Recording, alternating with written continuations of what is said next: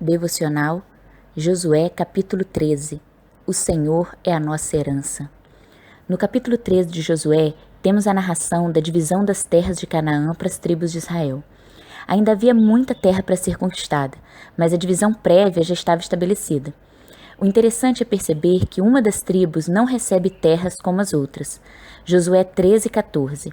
Mas a tribo de Levi não deu herança alguma, visto que as ofertas preparadas no fogo ao Senhor, ao Deus de Israel, são a herança deles, como já lhes dissera. E Josué 13:33. Mas a tribo de Levi, Moisés não deu herança alguma. O Senhor, o Deus de Israel, é a herança deles, como já lhes dissera. A tribo de Levi era composta pelos sacerdotes que cuidavam das coisas do Senhor.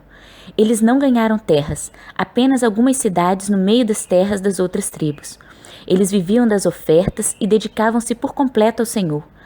Todas as outras tribos sustentavam a tribo de Levi. É por isso que é dito que o Senhor era a herança deles.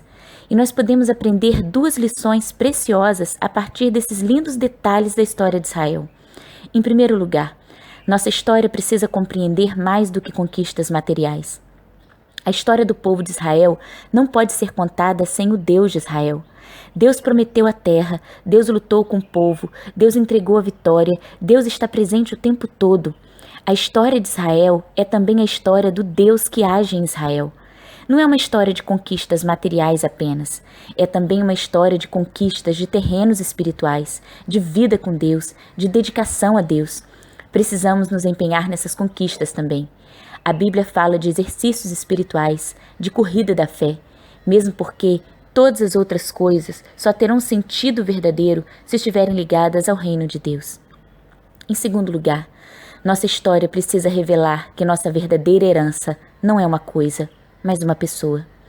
Eu não tenho dúvidas de que a tribo de Levi, no meio das outras tribos, era um sinal de Deus. O que a tribo de Levi representava materialmente, todas deveriam representar espiritualmente. A verdadeira herança do povo de Deus era o próprio Deus.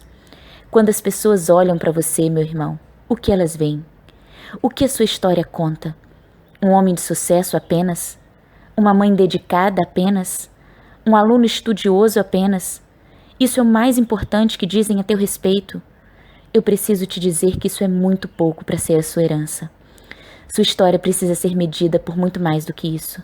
Sua herança não pode estar em um banco, em títulos, em beleza, em conquistas materiais. Nossa herança não pode ser uma coisa, precisa ser uma pessoa.